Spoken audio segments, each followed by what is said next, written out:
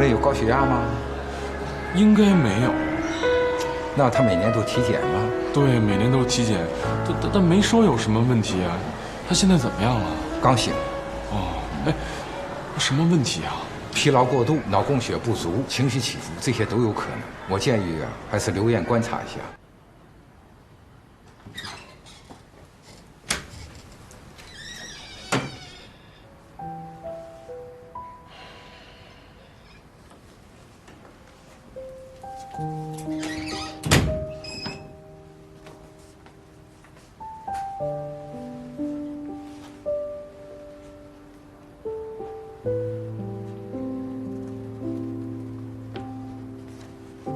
你醒了？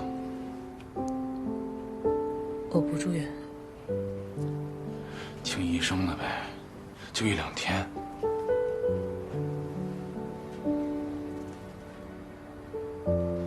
一凡，对不起，都是因为我。行了，你别说了。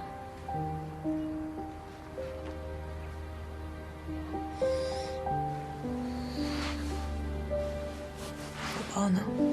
我带点马金狗把钱送过去。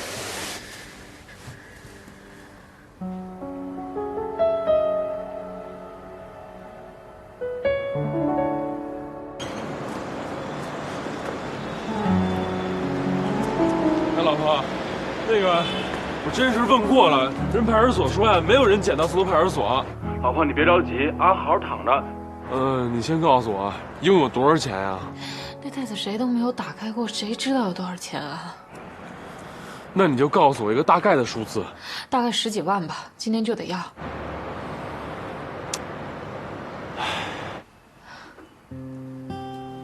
算了，这事你别管了，我自己想办法。不是你能想什么办法呀？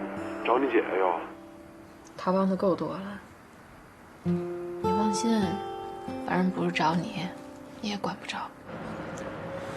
看你这话说的，那我现在我可能不管你吗？是不是挺后悔的？没有拿到离婚证。不是一凡，咱俩能不能别一张嘴就呛呛的说话，行不行？因为我不想再跟你纠缠了。反正打从一开始，你也没怎么担当我，所以现在我俩也别矫情。这事儿我自己负责，你管好小韩就行了。哎，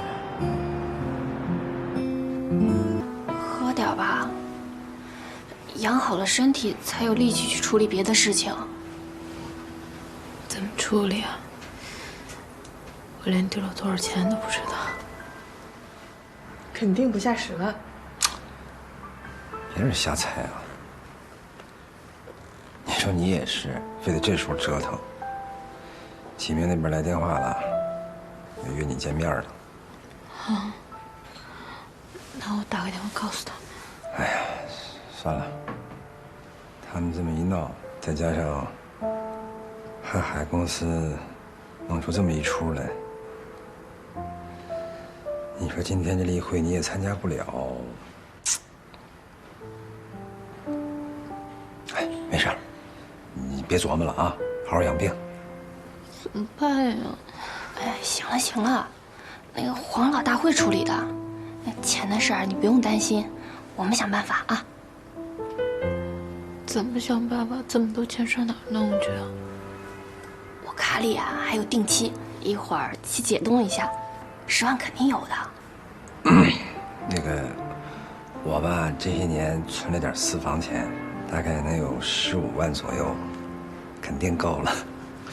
不过啊，谁也不许告诉你嫂子。我也有，一凡姐，你放心吧。哎呀，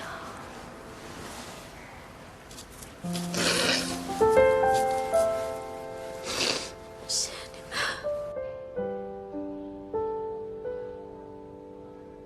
对不起啊。不用跟我说对不起。之前我跟你说我丢了10几万的时候，你没说话，中午也没来，我也不知道你在干什么。吃完饭，一个人爬起来洗碗，那时候觉得头特别晕。你在照顾小韩的时候，应该没有让他洗过碗吧？要是他跟你说他丢了10万，你一定会跟他说，没关系，交给你，对不对？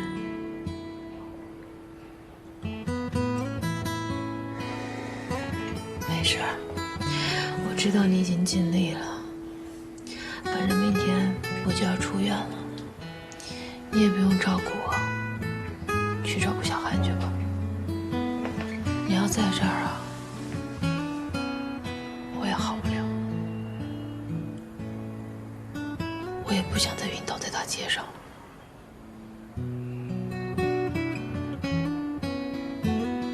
一凡，哟，抱什么东西啊？啊，买的黄豆，回去给小丫做豆浆。挺好。你来干嘛？找雨苗？他好像不在。这样，我帮你打个电话问问啊。最近好吗？还行。哎，你在哪儿呢？嫂子来找你来了。你俩可真行。那行了，你在那儿等着吧，嫂子一会儿回去了，拜拜。到你公司找你去了。你看你俩，别闹了啊！最近也别再折腾他了，这公司都差点办不下去了。怎么了？别的事儿就不跟你说了，就说人家把车卖了，把钱给你这事儿。你说那么大一老板，天天打车去办事儿去，可以了，啊？什么时候的事儿？啊，雨明没跟你说呀？知道，怕你担心。什么时候事儿？月初吧，具体几号我也忘了。哎，你听我一句劝啊，体谅体谅他。过去的事儿就过去了，别总放在心里面解不开，啊。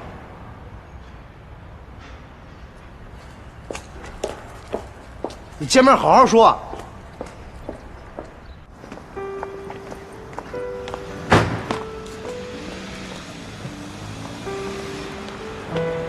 那个你回来了，我刚才找你，你没在，咱俩一起吃个饭呗。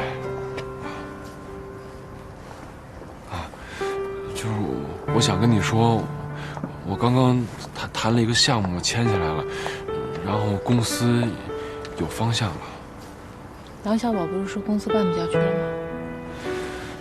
小宝他不知道，我这项目刚刚谈下来，我就拦了个车，直接奔你们律师事务所来了。结果你不是没在吗？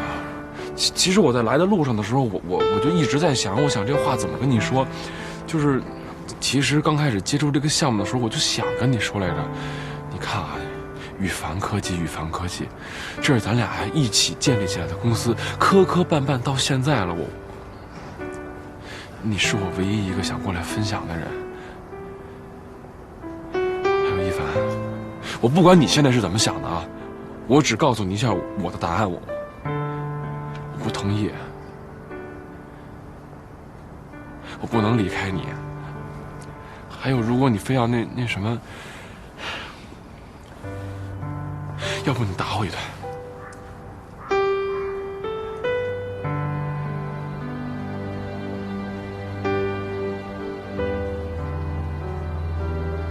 这回要是你在卖车，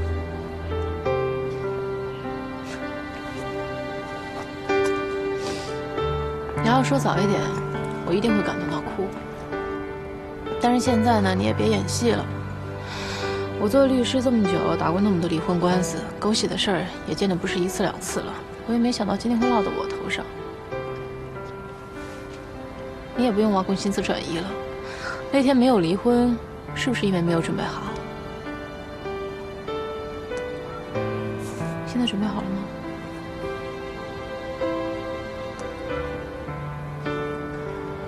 不是你这话是什么意思？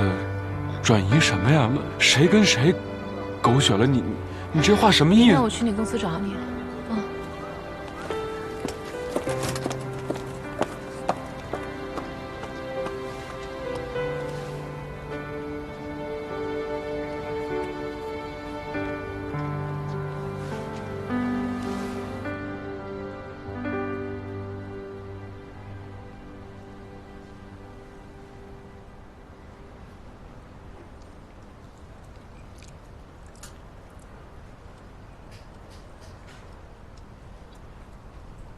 你说他是悄无声息的把车给卖了，是不是替你筹钱啊？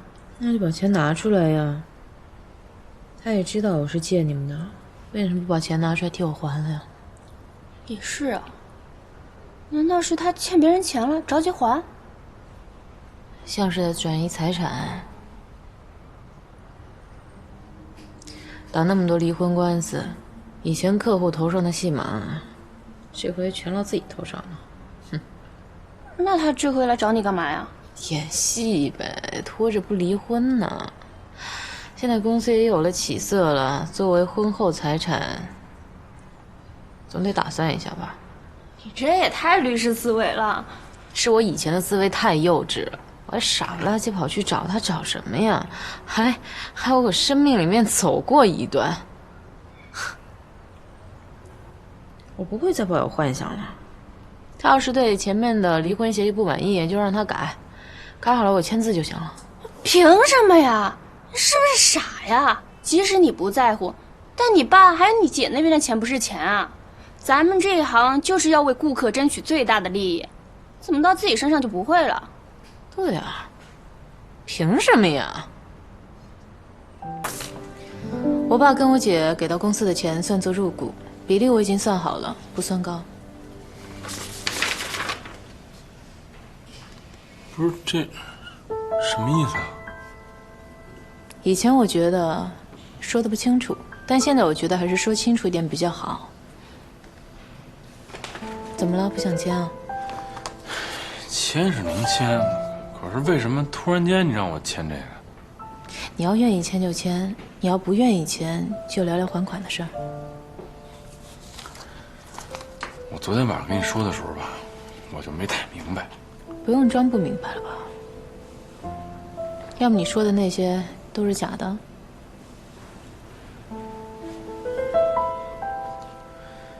你这是跟我赌气呢吗？嗯。行。乙方。乙方。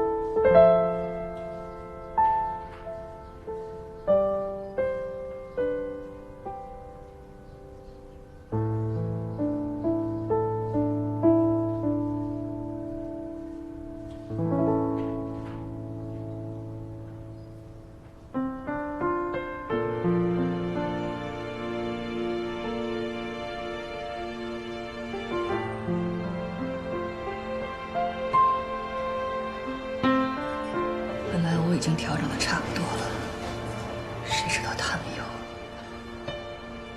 你还想过下去吗？这个家我已经经营了10几年了，那你就睁一只眼闭一只眼。以前对于我，林伟是躲着藏着，现在要反过来，我躲着藏着不妨碍他们。他们是不是太过分了？你不是还想过下去吗？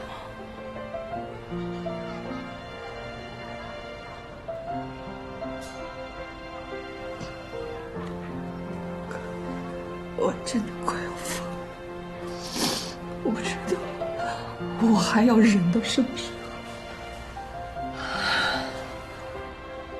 忍不了，那就离。离，你就知道离？离婚是那么简单的吗？是有8层皮的。那你说怎么办？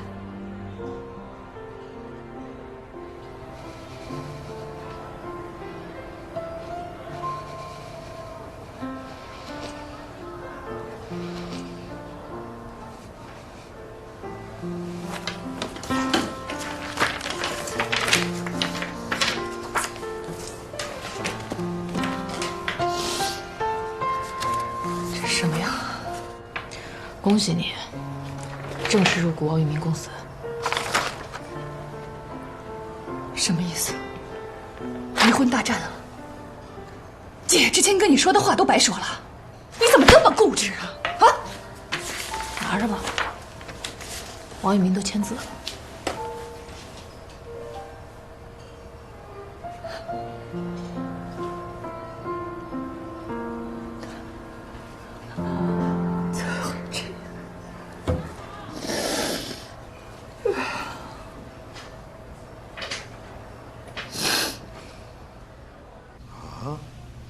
不会吧？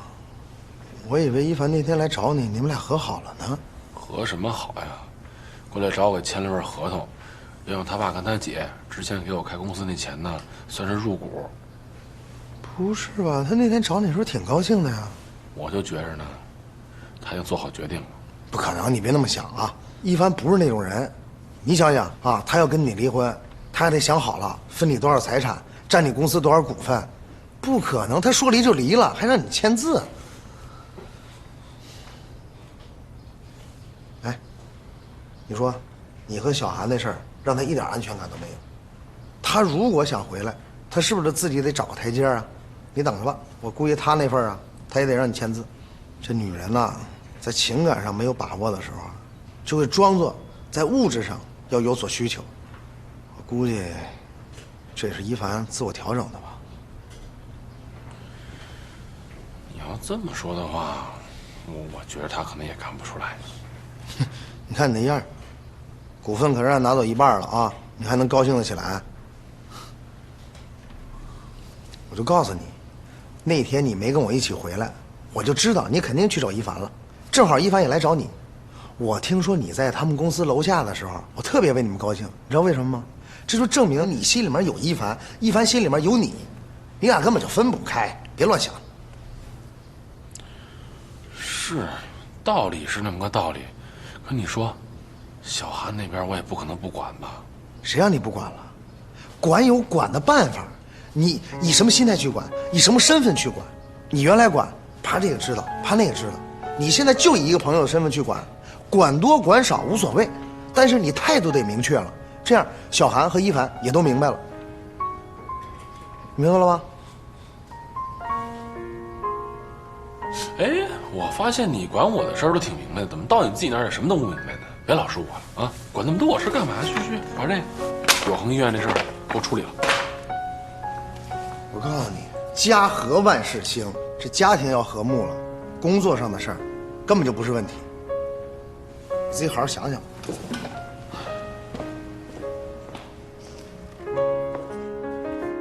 我跟你说，这人可是我客户当中最靠谱的一个，你好好聊。那个晚上我得去一趟郊区，晚点回来。王老板来了。哎，我想问问那什么，一凡在吗？我不知道。你看你怎么可能不知道呢？你俩关系这么好。你俩关系不也很好吗？你怎么不知道？哎呀，王宇明，这种事你怎么干得出来呢？行了，不跟你说了，走了，拜拜。哎。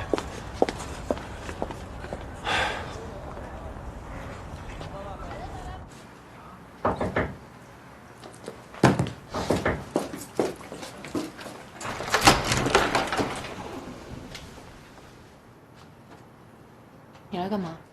我来看看你，不邀请我进去吗？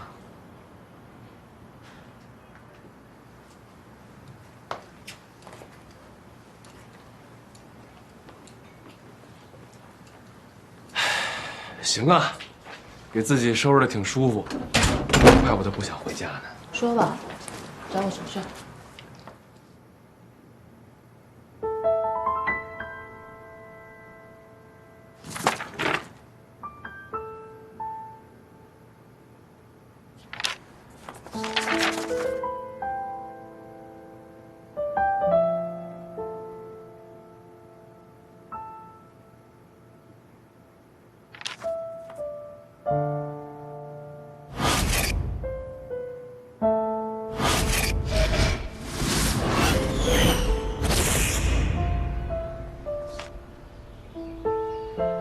上次让我跟你姐和你爸签那股权协议，就是为了离婚做准备，是吗？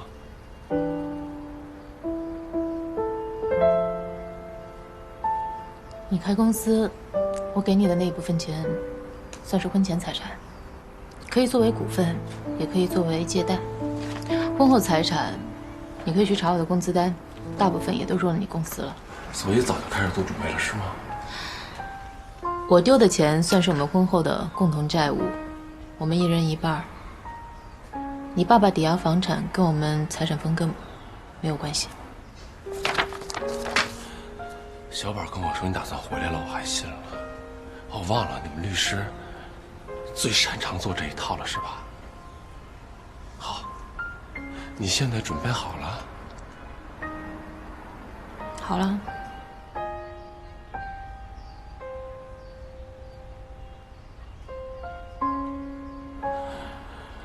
我还为了小韩的事感到内疚呢，没想到你比我现实。你什么时候变成现在这样了？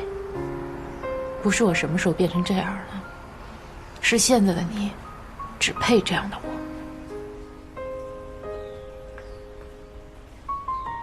我跟小韩没你想的那么龌龊。我没跟你说那个。那你说哪个？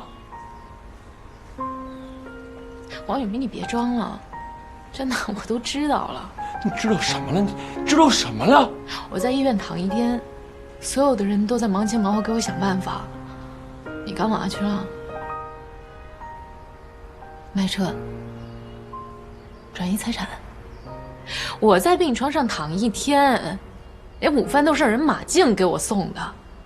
我自己强撑着去洗碗的时候，我一直在跟自己说，你是去给我想办法了。我一直告诉自己，你是想办法给我去筹钱去了。就算最后什么都没有筹到，没关系。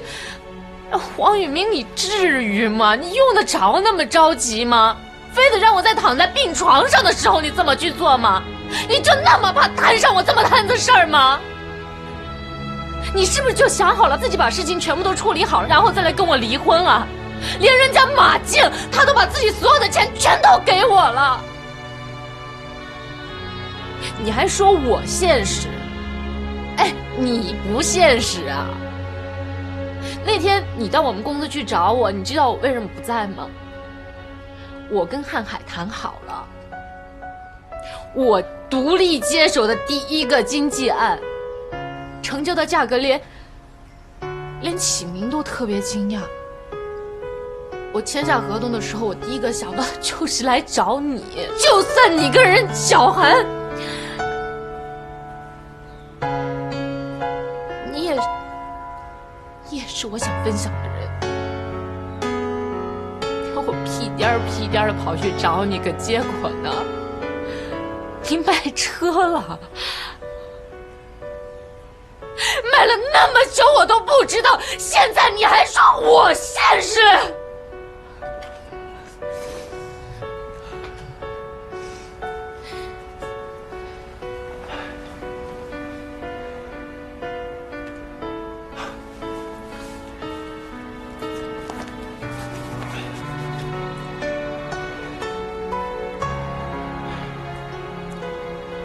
这个是卖车的钱，陈涛把钱给我了。今天来就是想把这卡给你，让你拿着它去还债。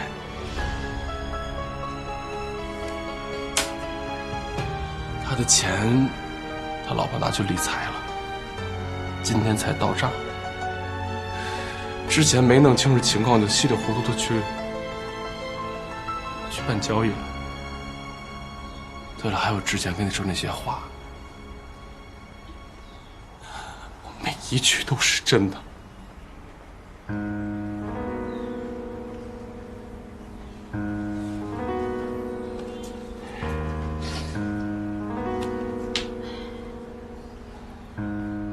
王一鸣啊，我累了，真的，跟你在一起太折腾了。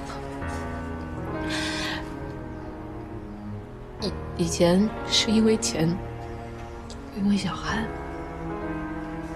现在没想到我们俩的信任竟然到了这么一个地步。之前签完合同我去找你，我以为我已经想得很清楚了，可是现在，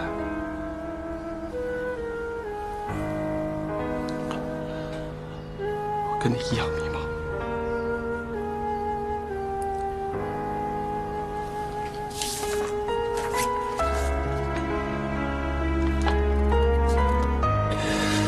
这个我拿回去看。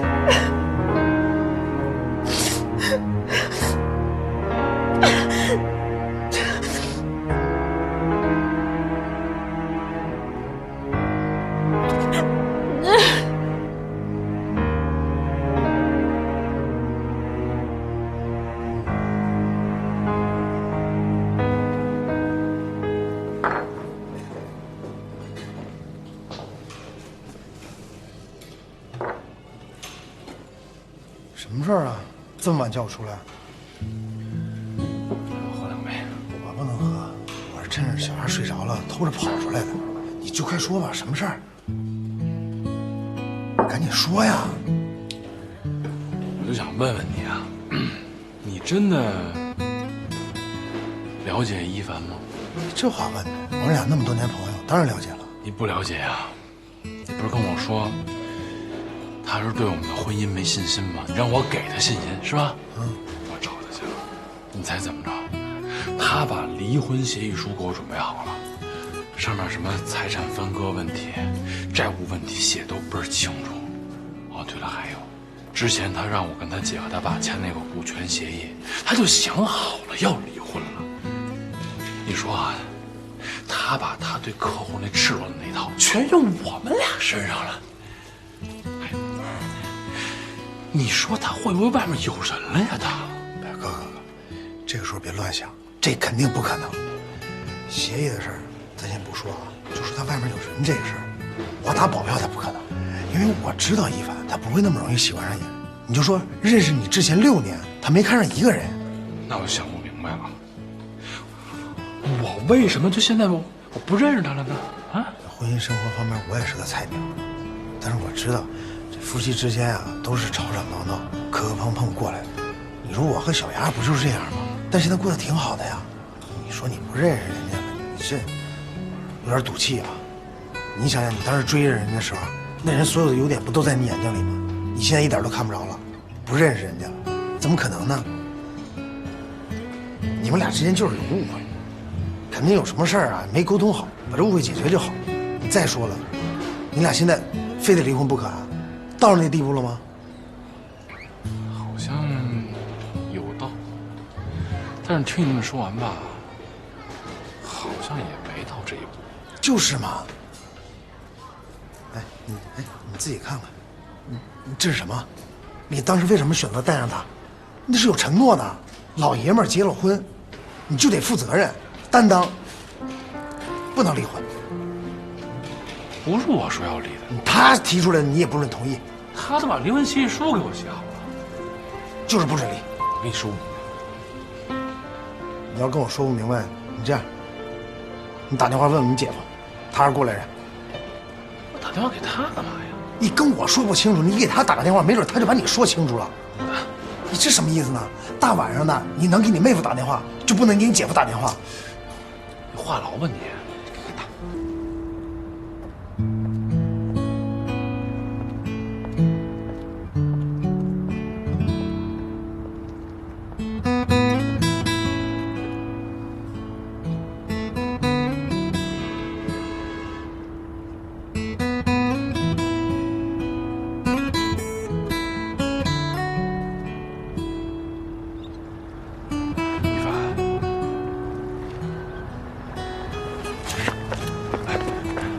凡，有些话我必须要跟你讲。自从我跟你领了结婚证以后，我就认定是你了。在我心里，我只爱你一个人。我知道小韩的事情让你心里不舒服了，但是我必须要告诉你，照顾小韩是出于一个普通朋友的道义，可对于你而言，你是我一生要守候的那个人。是我承认，前段时间有很多事情我做的不对，我因为工作的事情我忽略了你。但是你知道为什么现在这个公司叫宇凡科技吗？我就是想通过现在这个公司，让我们俩的未来能够美好起来。所以我想恳求你，咱俩能不能静下来，心平气和的好好的谈一谈？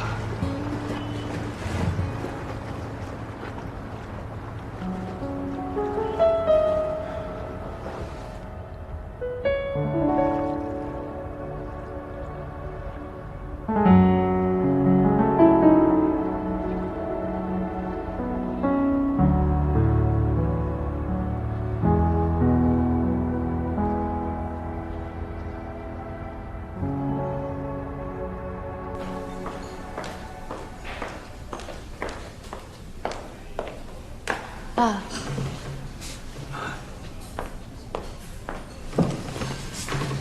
喝点咖啡。怎么把我约到这儿来呀？在家里没法跟你聊，你妈妈总讲我。一凡啊，离婚对于一个女人来说，不能太草率。你怎么跟我姐说一样的话呀？我明白你们的意思。现在我年纪已经到这儿了，如果再离婚的话，的确没什么优势。但是其实我已经想清楚了，不就是过日子吗？我自己一个人也可以啊。没想到在感情问题上，你这么不自信。这不是不自信，无非就是成为再生女。您看婚姻市场那些在墙上挂着的离过婚的三高女，挺正常的。看来你对男人还一点都不了解。你知道一个中年的单身的男人要找一个什么样的女人结婚吗？漂亮的，听话的。男人们都喜欢漂亮的女人，但是男人真正在面对婚姻的时候，那是非常挑剔和谨慎的。你知道男人要找一个跟他生活一辈子的女人是什么样的？那您说是什么样的？好，那我就给你讲一下我自己的真实故事。当年我在纽约读书的时候，我住在郊区。有一天赶上暴风雪，我的车抛锚了。当时四下了无人，雪呢越下越大，天呢越来越黑。我在原地跺脚取暖，可是那救援的车怎么都来不了。就在这时候，从远处开过了一辆车，在我的面前停留了一下，就又开走了。开车的是一个长相很普通的女孩，是个美籍华人。正当我一个人在那人生地不熟的地方感到绝望的时候，那个女孩又折返了回来。原来她是回到家里去了一个备胎，又开了30公里的车来找我。后来呢？她帮着我一起用千斤顶把备胎换上了。在那暴风雪中，我看到她那被雪花吹得红彤彤的脸的那一刹那，我觉得什么美丽呀、性感都不重要了，只有这样的女人才是能够跟我生活一辈子的人。所以你们就谈恋爱了？是啊，我们相爱了。可是后来在一次车祸中，她永远地离开了我。我无法忍受那巨大的痛苦，我就回国了，离开了那让我伤心的地方。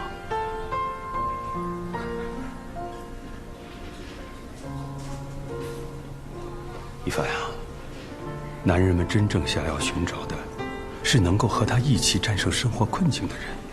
也许他没有十足的美色，但是却有一颗独立的、坚强的、善良的内心。相信我，你才是男人们心中最想要的那种女人。爸，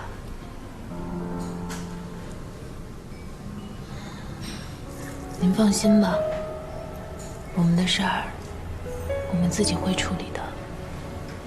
好，我理解。来，喝口粥。怎么什么都没吃啊？啊？妈妈给你抹个面包。我爸爸回来跟我一起吃。哦。我要爸爸。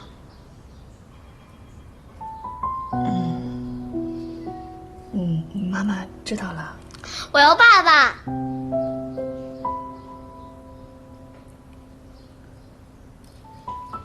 妈妈回头就给爸爸打电话，行吗？你别骗我了，爸爸不回来了。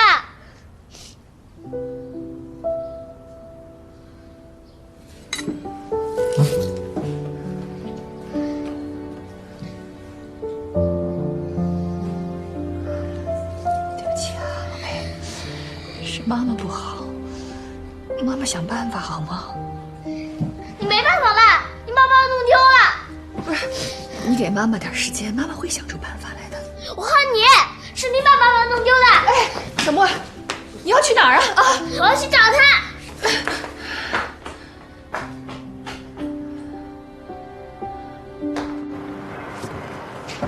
爸爸，宝儿，哎呀，哎呦，哇，你是想爸爸了？亲，宝贝，想你。我们是来接你回家的。我现在手里还有好多事儿呢，走不了。我们可以等。不用，要不然你带小莫先回去吧。没关系的，能等。爸爸跟我回家吧。宝贝，爸爸上着班呢，爸爸有好多事儿要做，爸爸现在回不了家。这样，你乖乖的，你跟妈妈先回家，爸爸晚一点再来看你，好不好？爸，哎，宝贝，没事儿，你先去忙吧，我们就在这儿等着。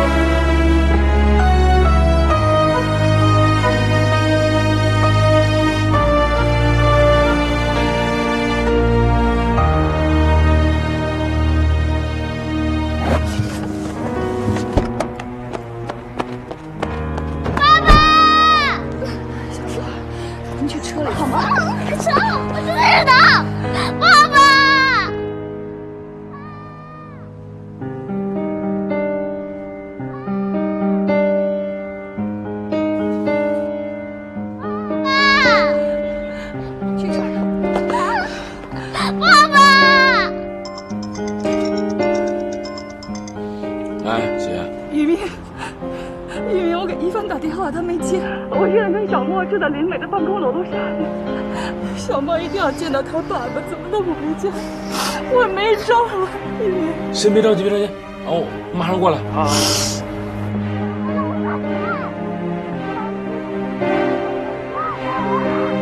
爸爸，我们回家等爸爸。爸爸。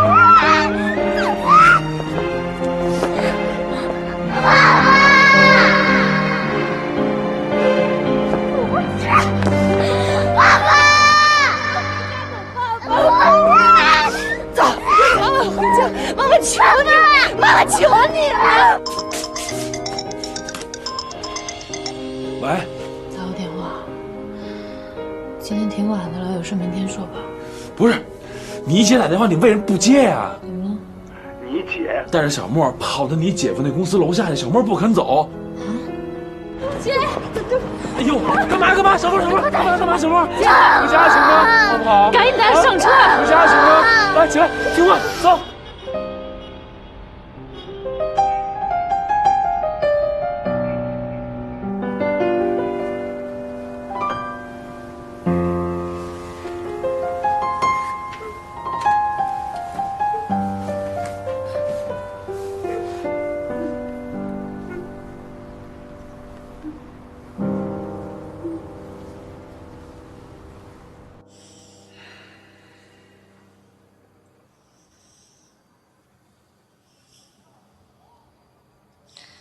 爸爸为什么不要我们了？你看，我刚才不是跟你说半天了吗？爸爸没说不要你们。是不是我和妈妈惹他生气了？小莫啊，我只能告诉你呢，可能是你爸爸跟妈妈之间呢，俩人吵架了，跟你呢应该没什么关系。但是姨父啊，今天必须得批评你。你说你今天这么闹，你应该吗？爸爸跟妈妈吵架了，妈妈心里肯定已经不舒服了，但你这么一闹，你想想，她心里会不会更不舒服呀？小莫啊，你现在呢长大了，你得学会呢站在别人的立场上去想问题，有的时候啊，你得替妈妈想想，好吗？行了，你今天闹也闹了，可以睡觉了吗 ？OK， 那就闭眼睡觉吧。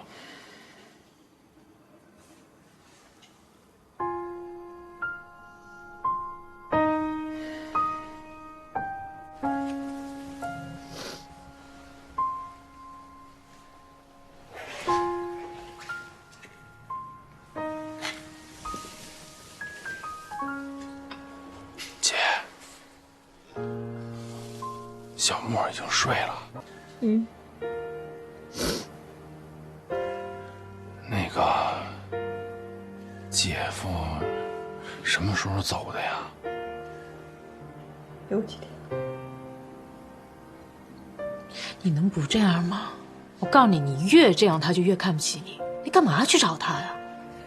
是小莫要去找他爸的。那你要拦着，你干嘛不拦着呢？林伟都已经这样了，你们还要去求他？你干嘛那么作践自己啊？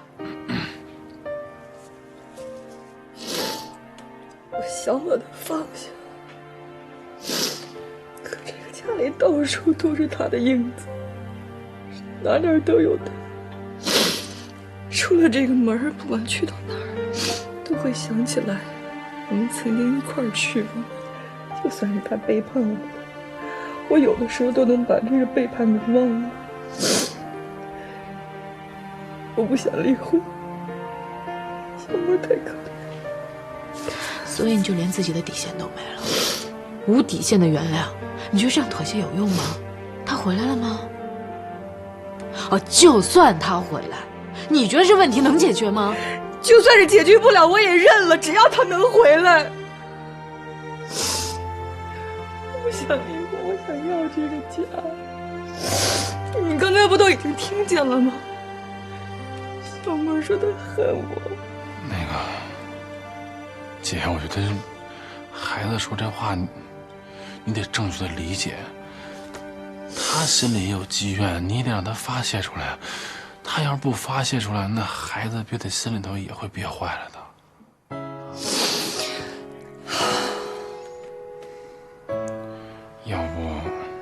要不这样吧，一凡，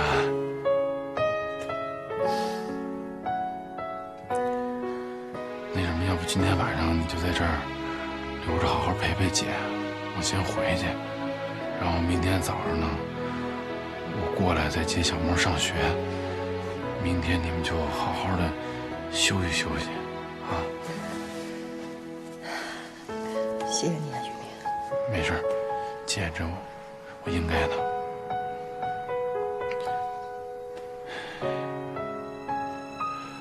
一凡，那我回去了。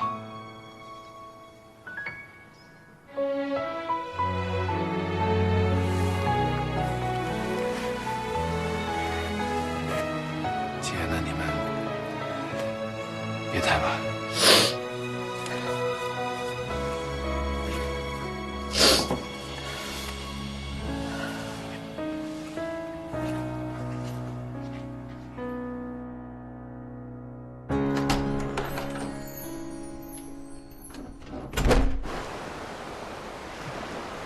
我爸爸妈妈离婚了怎么办？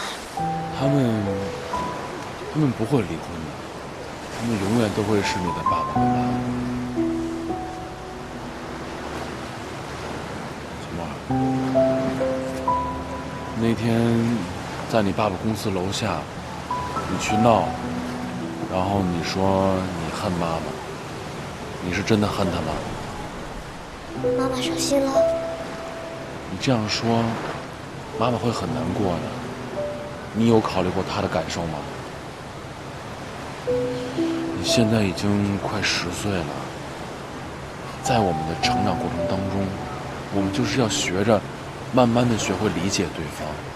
你明白我的意思吗？那你帮我给妈妈道个歉，就说我不恨她了，让她别伤心了。小莫，爸爸跟妈妈其实很努力想给你一个完整的家，但是他们的问题，他们之间的误会可能还没有解决好，所以我觉得你应该给他们时间。但是小莫，你知道吗？他们这么努力的想给你一个完整的家，是想看到你快乐。如果你现在每天这样不快乐，你觉得他们会高兴吗？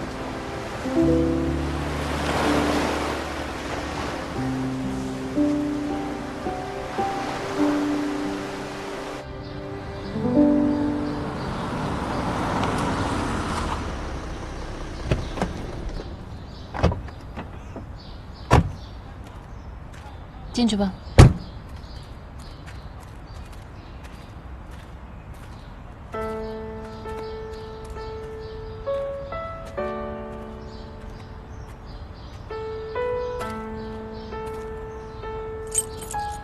你姐和你姐夫不都和好了吗？你姐夫前段时间还回来过呢，怎么又闹成这样了？我姐找人跟踪他，被我姐夫发现了，他也是被骗怕了。那你姐现在怎么样了？正睡着呢。睡着挺好，现在睡着比醒着好。要不晚上咱俩坐坐，把咱俩的事儿聊一聊。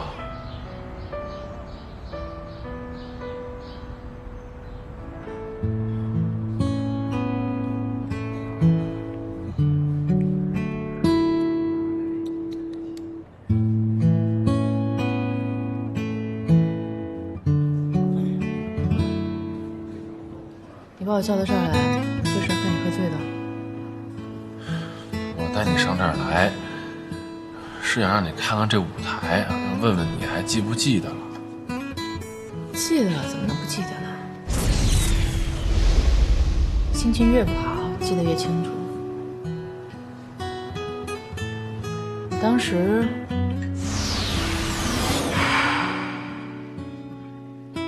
当当时会感动到哭，现在不会了。我还记得呀。行了，你别说了，我不想听。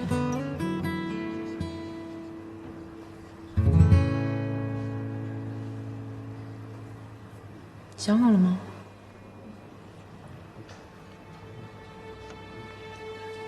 想好了。想好了就签字吧。我想和好。不可能。怎么就不行呢？我是招你了，我还是惹你了？如果我要真干了什么对不起你的事儿，你跟我离婚，行，我认。可有吗？啊？小韩的事我不都跟你解释过了吗？卖车的事我也说明白了，还有那些乱七八糟的事，那都是咱俩自己记的疙瘩，咱俩把疙瘩解开不就行了吗？非要离婚吗？就没有别的解决方案了吗？啊？那行，那我问问你，你想明白了吗？你要是觉得合同和协议哪儿不合理，咱们可以再商榷。你别拿那破纸跟我说事儿行吗？我们俩的感情已经沦落到要用这种方式来解决了吗？那你告诉我应该怎么解决？我给你那么多时间，你想过吗？我没想吗？太好笑了，我没想吗？我一直想尽一切办法，想让你怎么回心转意，你呢？你就想让怎么签那破字儿？你想让我回心转意，那你早干嘛去了？哎，你要是早点把事情想清楚了，我们至于到今天这样吗？是我也不明白了，怎么就到今天这地步了呢？啊？为什么就到今天这地步了呢？我就至于在你那儿无可救药了吗？我的问题好吗？是我的问题。我做律师的，我处理那么多离婚案，我怕了好吗？现在落到我们自己头上，我更怕了好吗？我自己的问题 OK。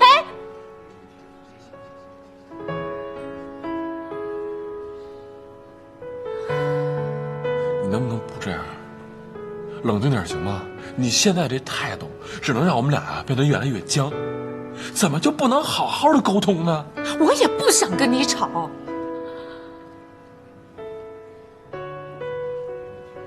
我也吵累了，你没发现吗？我们现在真的已经到了没有办法沟通的地步，你没有发现吗？结婚前，我跟我姐跟我爸说，我就想找一个能给我安全感的男人。当初你在这儿跟我求婚，也是信誓旦旦的说要给我幸福，要让我快乐，让我做个全世界最幸福的女人。你做到了吗？真的，跟你结婚我就没有想过要把这个日子凑合着过。我觉得我们两个人在一起真的是挺不容易的，我特别想好好的把这个家维系好。可后来发现，我真的是一点气儿我都喘不过来了，一件事接着一件事不停的来，我每天都在过着处理矛盾的日子。你妈跟我闹矛盾，啊，你不管，我自己解决。我生病住院，你也不管，我也自己解决。小韩那事儿，你根本就没有考虑过我的感受，我也只能自己解决。王宇明，你到底还有多少事让我自己解决？我撑不住了。我错了，我错了还不行吗？我错了，是我想的不够仔细，行了吧？你说这些都对，我觉得我们俩呀，走到今天挺不容易的。我们俩在病房的时候是看不见的病友，后来是网友，再后来转了一圈，因为工作的原因，把我们变成了并肩熬夜的战友。100对里能挑出1对来吗？一凡，我真是挺珍惜我们俩这缘分的。是，有些事情我是想的不够细，我是没有责任心，我错了，我给你道个歉还不行吗？你能不能给我一机会？你说我错哪儿了，我改还不行吗？你要这么委曲求全，将来就算我们在一起了，你也会每天看着我的眼色过日子，总有一天你会烦的。还不如在今天，咱们就在这儿心平气和的好说好散，至少还没有那么恨。你把字儿签好了，快递给我就行。怎样才可以说服了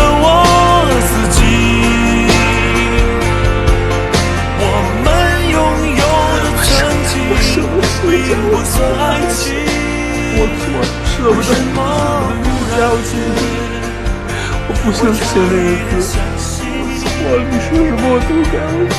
完美的结局属于我和你，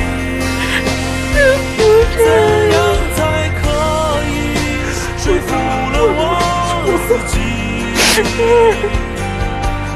彻底把过去在心底抹去。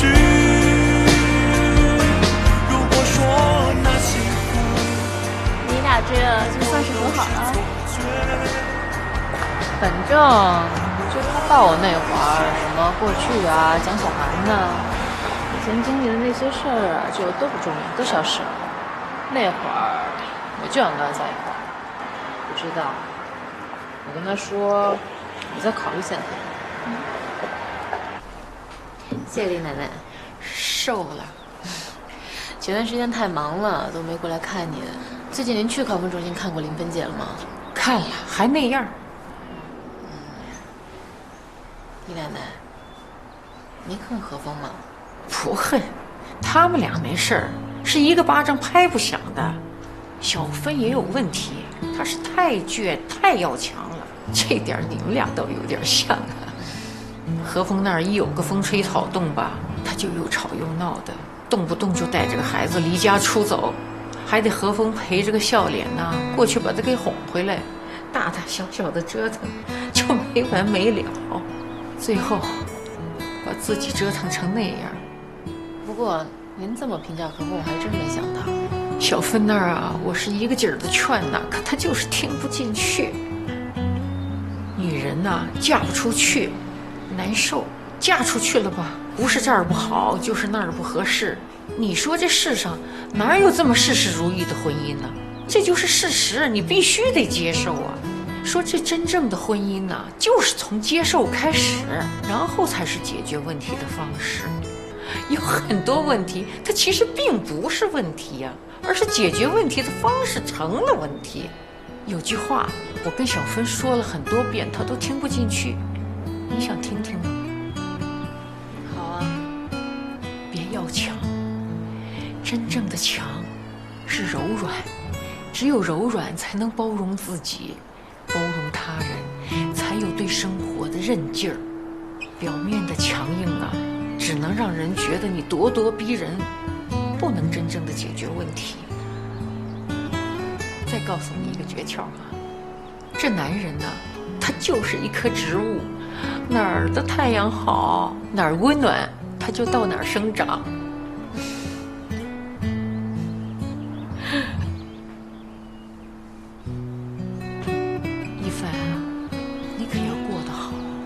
别像我们家小芬那样，处处往坏了想。我和你妈都希望你过得好。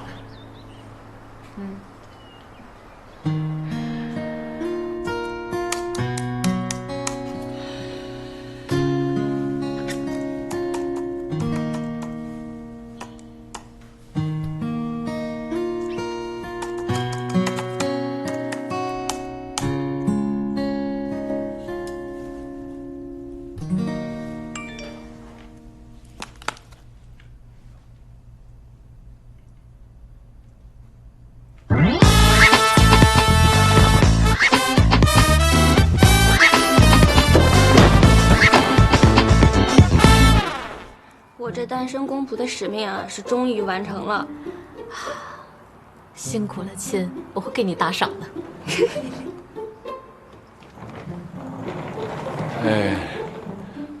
马律师，我能带姜律师走了吗？那我就把姜律师交给你了。其实吧，我特别的想感谢你。不用，下回别让他来就行。一定。你赶紧走吧。拜拜，亲爱的。哎，你要是再赖着，我就不让你走了。拜了。